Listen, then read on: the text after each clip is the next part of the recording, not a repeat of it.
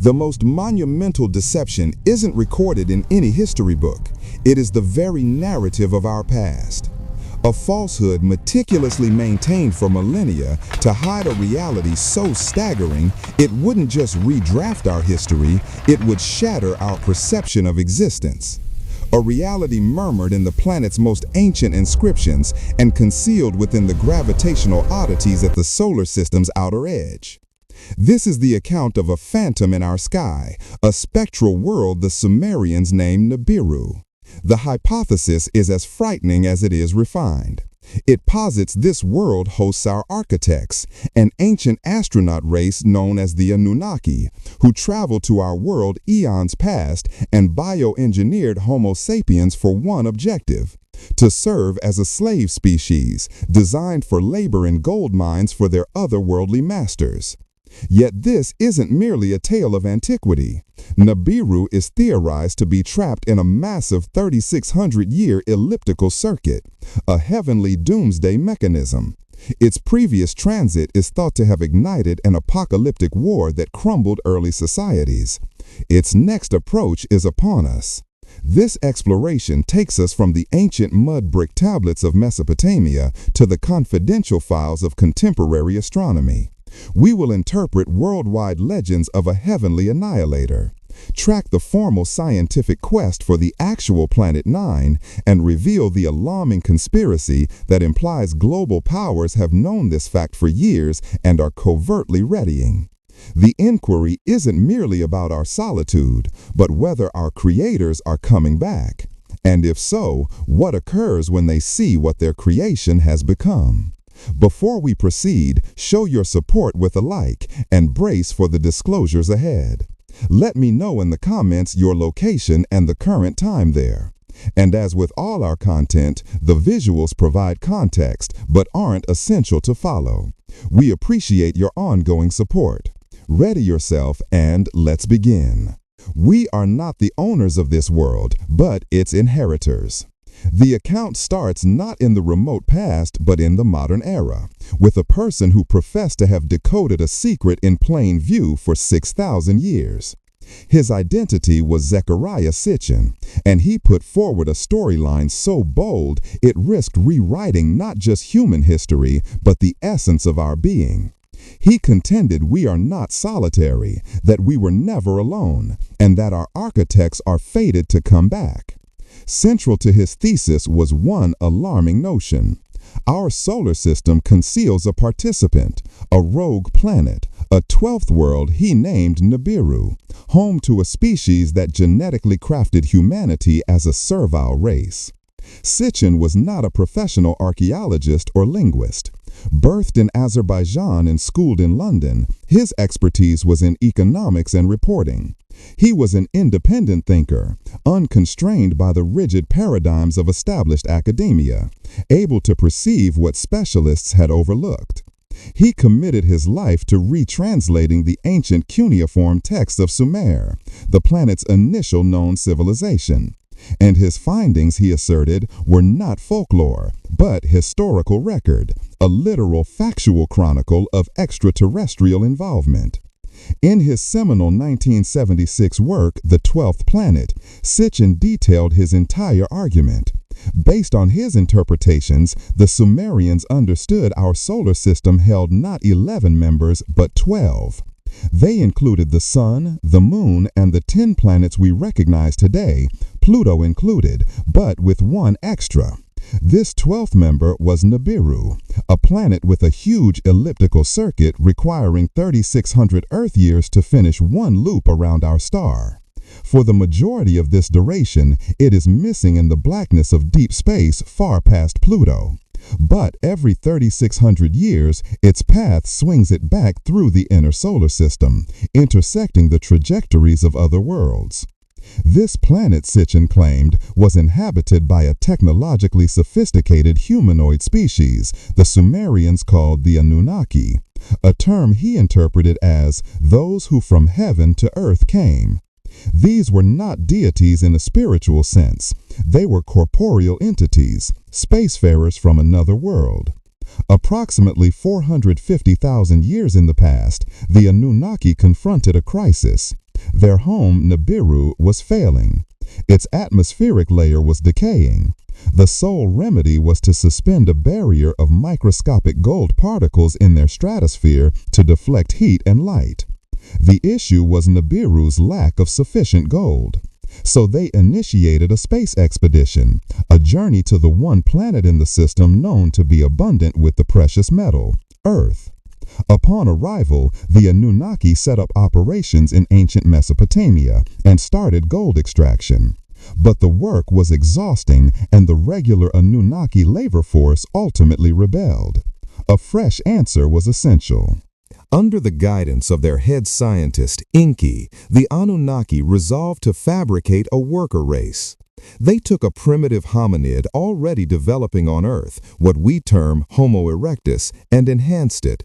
Using their sophisticated genetic science, they fused the hominid's DNA with their own, creating a hybrid species, Homo sapiens.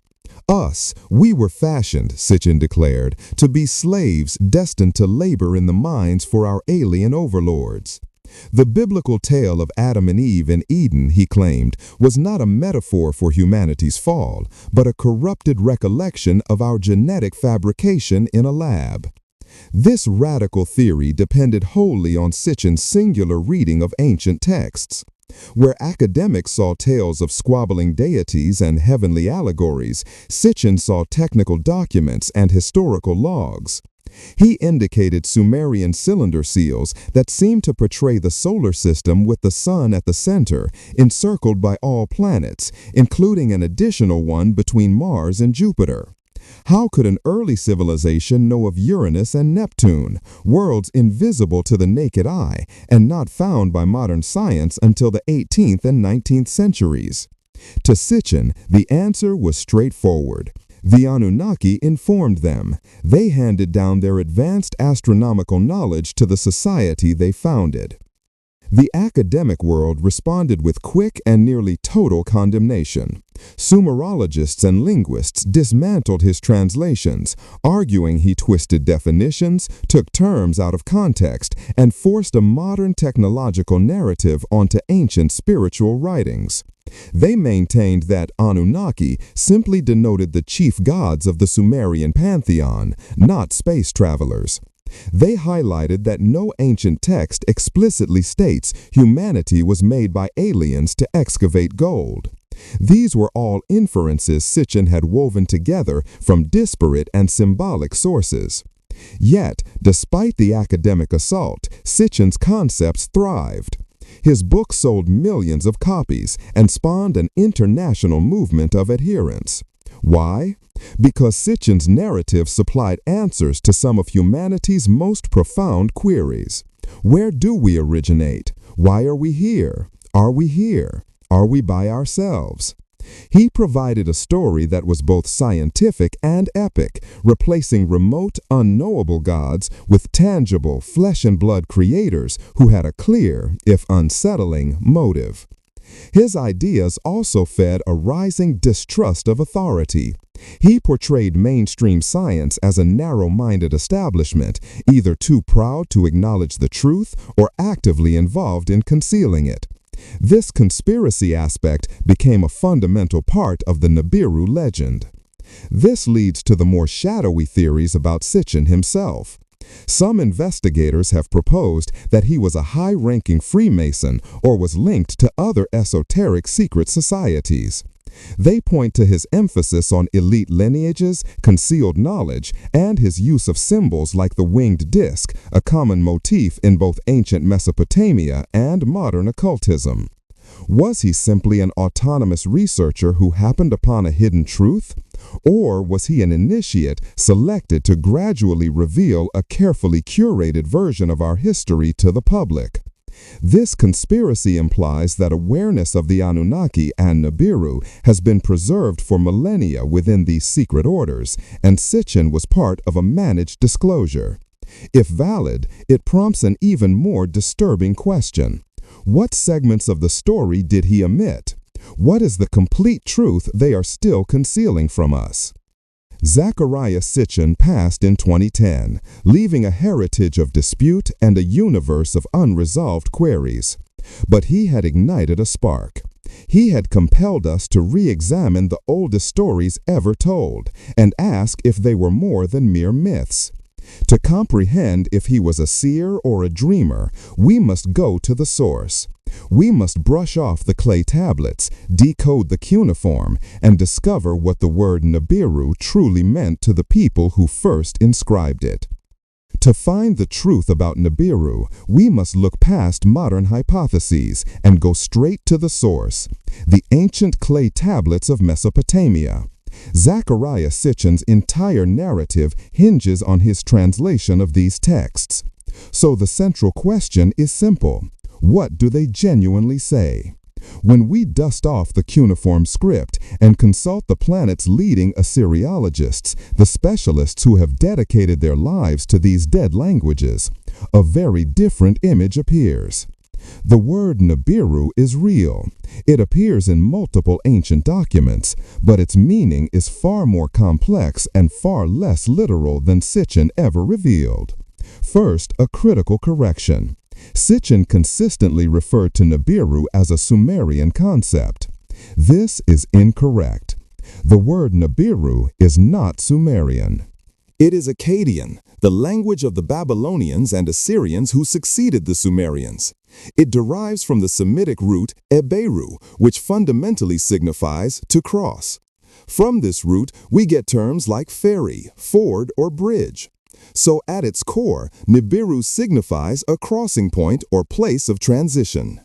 This linguistic fact is the first fracture in the 12th planet theory.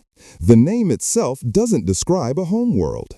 It describes a location or an occurrence in the sky, a point where paths cross.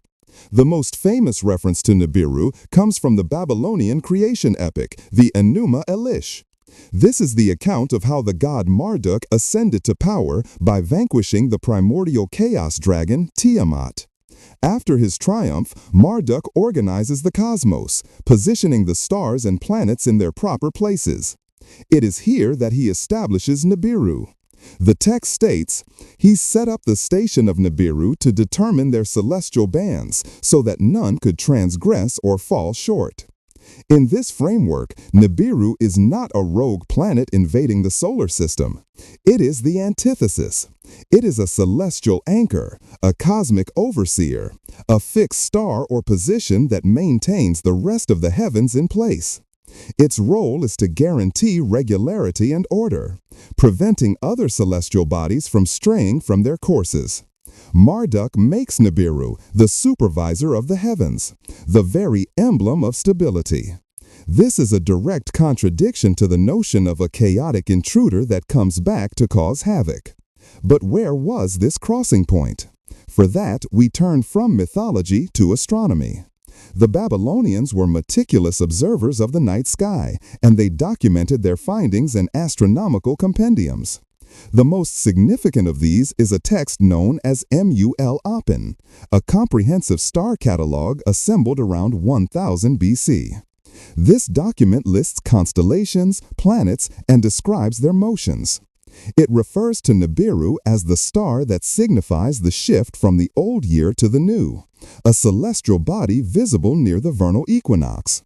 It is described as the star that stands in the west at the year's end and is seen in the east at the year's start. This doesn't describe a planet with a 3,600-year orbit that vanishes for millennia. It describes the predictable annual behavior of a recognized celestial object as viewed from Earth. This is where the mainstream academic consensus comes in. For the vast bulk of scholars, Nibiru is simply one of the Babylonian names for the planet Jupiter. This identification makes perfect sense. In Babylonian mythology, the planet Jupiter was unequivocally linked to their chief deity Marduk. Since the Enuma Elish calls Nibiru the star of Marduk, the connection is direct. Jupiter is the largest and most dominant planet in our solar system, a fitting celestial counterpart for the king of the gods. Its steady, bright presence in the sky would make it an ideal candidate for the part of the celestial shepherd, the regulator of the other planets' paths. The Babylonians frequently gave planets different names based on their position in the sky or the season. It's highly probable that when Jupiter reached the celestial equator, the crossing point between the northern and southern halves of the sky, it was called Nibiru. However, to present this as a settled matter would be dishonest. The ancient texts hold ambiguities that keep the mystery alive. One astronomical tablet, known as Astrolabe B, contains an enigmatic line. The red star which stands in the south after the gods of the night have finished their task dividing the sky in half. This star is Nibiru. This is a captivating anomaly. Jupiter is not typically described as a red star. That description is almost always reserved for Mars or the star Antares. Could Nibiru have been a name sometimes applied to Mars? Or can Jupiter appear reddish under specific atmospheric conditions? This single line complicates the simple Jupiter is Nibiru theory. Furthermore, as some proponents of Sitchin's work highlight, there are a few tablets where Nibiru and the planet Jupiter, termed Marduk in Akkadian, are seemingly listed as separate entities. How can we clarify these discrepancies? It's possible the term Nibiru evolved over time. In very early texts, it might have referred to a specific star or even a conceptual point in the sky. As the cult of Marduk grew in prominence, making him the supreme god of Babylon, his personal planet, Jupiter, may have absorbed the title of Nibiru as a mark of its supreme status. This would explain why in later Babylonian texts, the identification is much more explicit. The inconsistencies don't necessarily point to a secret 12th planet. They point to a complex, evolving system of astronomy and religion over thousands of years. Something Sitchin's static, literal interpretation completely ignores. So when we examine the raw evidence, we don't find a story of alien astronauts or a rogue homeworld. We find a rich and nuanced celestial term deeply embedded in the Babylonian worldview. Nibiru was a crossing point, a symbol of divine order, a celestial regulator, and most likely a special designation for the planet Jupiter in its function as the earthly manifestation of the great god Marduk. The real mind-bending scientific reality here is not about a hidden planet, but about the incredible sophistication of Babylonian astronomy. They created a system that blended myth, religion, and precise mathematical observation to map the heavens and find order in the cosmos. The myth of Nibiru is not a memory of a physical planet, but a testament to their intellectual quest to comprehend their place in the universe. But to grasp why they required a celestial regulator like Marduk and his star Nibiru, we must first understand the story of the cosmic chaos they believed preceded it. A story of a primordial war in the heavens that Sitchin believed was a literal record of planetary collision. Before there was order, there was chaos. Before the planets followed their designated paths, there was a cosmic war of unimaginable violence. This is the story at the heart of the Babylonian creation epic, the Enuma Elish. For mainstream scholars, it is a potent political allegory, a myth crafted to validate the rise of Babylon and its patron god Marduk to supremacy over the older Sumerian city-states and their deities. But for Zecharia Sitchin, this was no allegory. It was the distorted, mythologized memory of a real celestial disaster that shaped our solar system and gave birth to our own planet.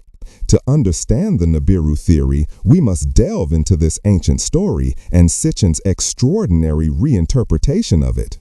The Enuma Elish starts in the primordial void where only two entities exist.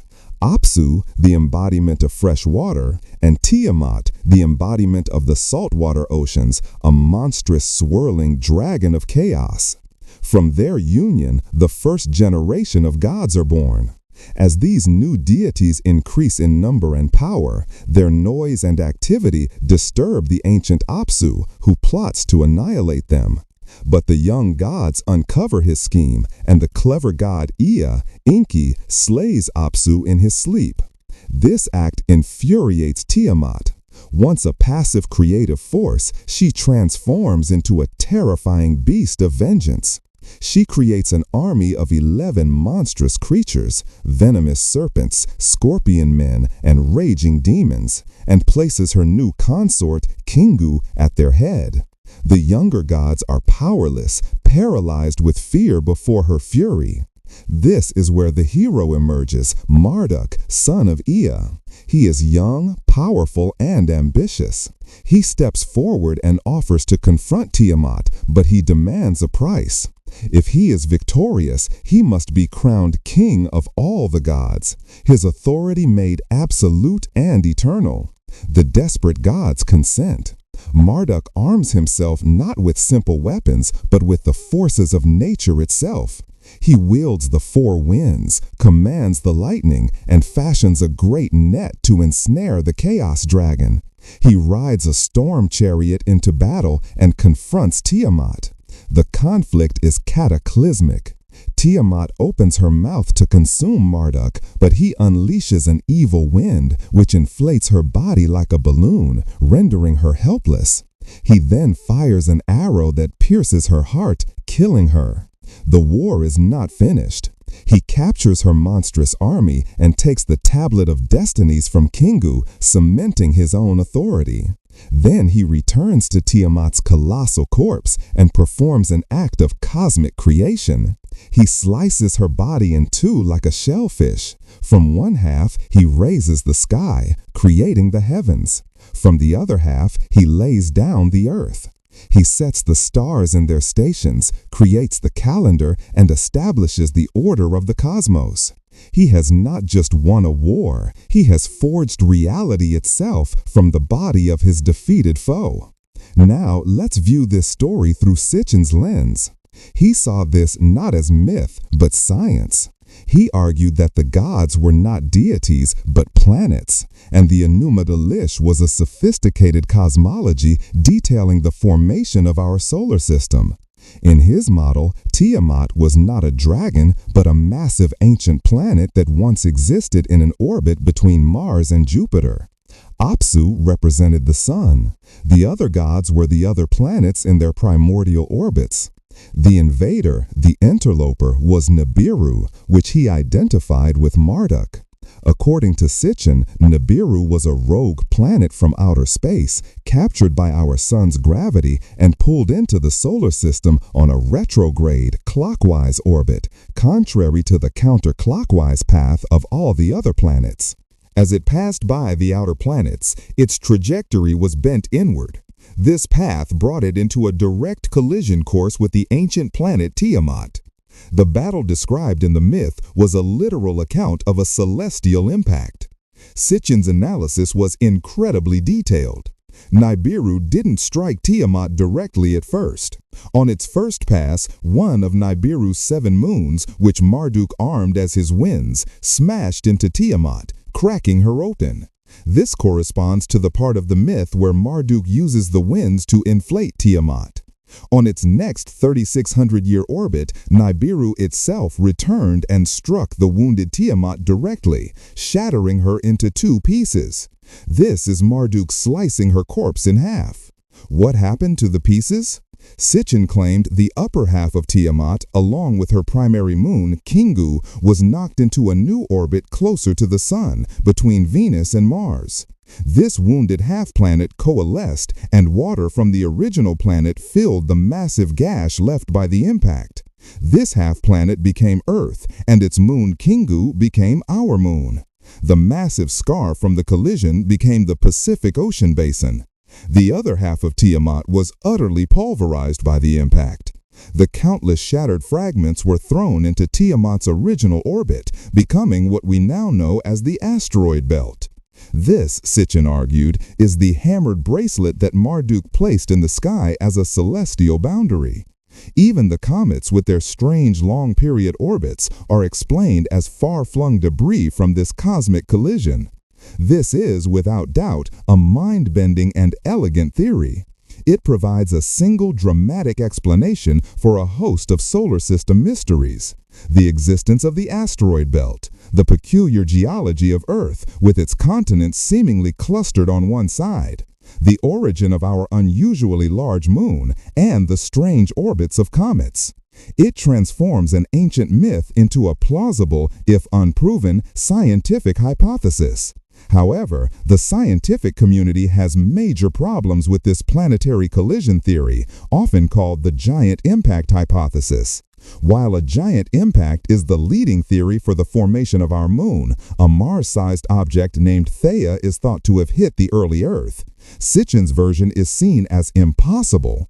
The sheer energy required to split a planet in half and propel one piece into a stable, near-circular inner orbit would more likely have obliterated both bodies completely, turning them into a new, larger asteroid belt. There would be no Earth left. Furthermore, the chemical composition of the asteroid belt does not suggest it came from a single massive, water-bearing parent body like the hypothetical Tiamat. It appears to be composed of primordial material that simply never managed to form a planet, likely due to the immense gravitational interference of Jupiter. The conspiracies surrounding this part of the story are compelling. Some believe that NASA and the wider astronomical community are aware of this primordial history, but are actively suppressing it. Why? Because confirming the existence of a rogue planet like Nibiru, one capable of such destruction, would cause global panic. Evidence of a past collision is evidence of a future one. Any official acknowledgement that a massive celestial body is on a long-period orbit that intersects our own would be the most destabilizing piece of information in human history. So, the story goes, they promote the primordial rubble theory for the asteroid belt and dismiss Sitchin's ideas as pseudoscience to maintain public order. The Enuma Elish is kept safely in the realm of myth, its terrifying scientific implications locked away. But if Sitchin was right about this cosmic history, it means our planet was literally born from violence, and the weapon that created us is still out there on a 3,600-year-long clock, ticking its way back toward us.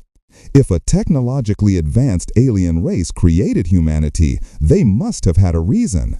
And if their homeworld returns to our cosmic neighborhood on a predictable schedule, there must be a timeline. Zecharia Sitchin didn't just offer a creation story. He provided a detailed 450,000-year history of our interaction with the Anunnaki and a precise timetable for their return. At the center of this timeline is a single crucial number, 3,600. This number, he claimed, was the key to unlocking the cycles of our past and the destiny of our future. It is the duration in Earth years of a single orbit of the planet Nibiru. Sitchin found this number hidden in the Sumerian sexagesimal, base 60 mathematical system. The Sumerians had a term, the shar, which represented the number 3,600. For mainstream scholars, this was simply a mathematical unit, a convenient large number in their counting system like our thousand or million. But Sitchin saw something more. He believed the shar was not just a number, but a unit of celestial time, a direct measurement of one Nibiran year. This was his Rosetta Stone. By applying the 3,600-year cycle to ancient records, he believed he could reconstruct the entire history of Anunnaki intervention on Earth. He started with the Sumerian king list, an ancient document that lists the rulers of Sumer and the lengths of their reigns. The list is famous for its impossibly long reigning kings from before a great flood. Rulers are said to have reigned for 28,000 years, 36,000 years, even 43,000 years. Historians dismiss these as mythical figures or exaggerations meant to convey divine right. Sitchin, however, saw a code. When he divided these reign lengths by 3,600, he found they resolved into smaller, more believable numbers. A king who reigned for 36,000 years, for instance, had actually reigned for 10 shars, 10 Nibiran years. He argued the list wasn't tracking the reigns of human kings in Earth years, but the tenures of Anunnaki governors in Nibiran years. The Great Flood mentioned in the list marked the point where governorship was transferred from Anunnaki rulers to human Anunnaki hybrids, whose lifespans and therefore reigns became much shorter. Using the 3,600-year cycle, Sitchin constructed his timeline. Around 450,000 years ago, 125 shars before present, the Anunnaki, led by their ruler Anu, arrived on Earth seeking gold to repair Nibiru's atmosphere. Their first leader on Earth was Enki, a brilliant scientist who established their first base, Eridu, in southern Mesopotamia. Subsequent waves of Anunnaki arrived and cities were built. But the rank-and-file workers, the Igigi, grew tired of the hard labor in the gold mines of Africa. Around 300,000 years ago, the Igigi mutiny. This crisis led to the creation of humanity. Enki, using genetic manipulation and in vitro fertilization, combined the DNA of the Anunnaki with that of a native hominid, Homo erectus. The result was the Lulu, the mixed one, the first Homo sapiens, a primitive worker created to be a biological machine, a slave for the gods. The biblical story of Adam and Eve is, in Sitchin's view, a condensed and distorted account of this genetic engineering event. For millennia, humanity served its masters, but a division grew within the Anunnaki leadership. Enki, the creator, felt a paternal affection for his creations. His half-brother, Enlil, the commander of the mission, saw humans as nothing more than tools and grew frustrated by their noise and imperfections. This family drama, Sitchin argued, is the real story behind the warring gods of ancient mythologies. The next major event occurred around 13,000 BC. The Anunnaki, from their orbital stations and their observations on Earth, knew that the next passage of Nibiru through the inner solar system would cause a massive gravitational disruption. Specifically, it would cause the vast Antarctic ice sheet to slip into the ocean, triggering a global flood of epic proportions, the Great Flood recorded in myths around the world. Enlil saw this as an opportunity to wipe the slate clean, to let the flawed human experiment be washed away. He forced the other Anunnaki to swear an oath of secrecy to let humanity perish. But Enki defied him. He secretly went to his human favorite, a man known in Sumerian texts as Ziusudra and in the Bible as Noah, and instructed him to build a submersible vessel, an ark, to save himself, his family, and the genetic material of Earth's living creatures. When the flood came, humanity was all but wiped out. But thanks to Enki, a remnant survived. After the waters receded, a chagrined Enlil was forced to accept that humanity was here to stay. The Anunnaki decided to elevate humanity from mere slaves to a partner civilization. They gave us agriculture, animal husbandry, and the foundations of society, establishing the great Sumerian civilization in Mesopotamia around 3800 BC. Each subsequent passage of Nibiru, every 3,600 years, marked a major turning point in human history. Often associated with cataclysms and new eras of divine instruction, the rise of Sumer, the building of the pyramids, the establishment of great empires, all were guided by the Anunnaki according to this celestial clock. The most recent passage, according to Sitchin's timeline, occurred around 1600 BC. This event, however, was not peaceful. A nuclear conflict allegedly broke out between warring Anunnaki factions on Earth, leading to the destruction of Sodom and Gomorrah, which he claimed were Anunnaki spaceports, and the sudden collapse of the Sumerian civilization. Following this disaster, the Anunnaki largely withdrew from direct, overt interaction with humanity, choosing instead to guide us from the shadows through secret societies and chosen bloodlines. This leads to the ultimate question: when is the next return? By Sitchin's own fragmented and sometimes contradictory calculations, the next passage of Nibiru is imminent. Some researchers analyzing his work placed a return somewhere between 2060 and 2090, while others, aligning his timeline with other prophecies, predicted dates like 2012. The failure of these predictions to materialize has been a major point of criticism against the theory. This is where the conspiracy theories deepen. One theory suggests Sitchin was deliberately fed disinformation. Perhaps the 3,600-year cycle is real, but he was given the wrong starting point, ensuring that any predictions he or his followers made would fail, thereby discrediting the entire subject. Another more unsettling idea is that the Anunnaki do not all share the same agenda. The faction led by Enki, the creator, may be benevolent or at least protective of humanity. The faction of Enlil, the disciplinarian, may be hostile, viewing us as a failed experiment that needs to be purged. The return of Nibiru might not just be a celestial event, but the climax of a 450,000-year-old political conflict with Earth as the battlefield and humanity as the prize.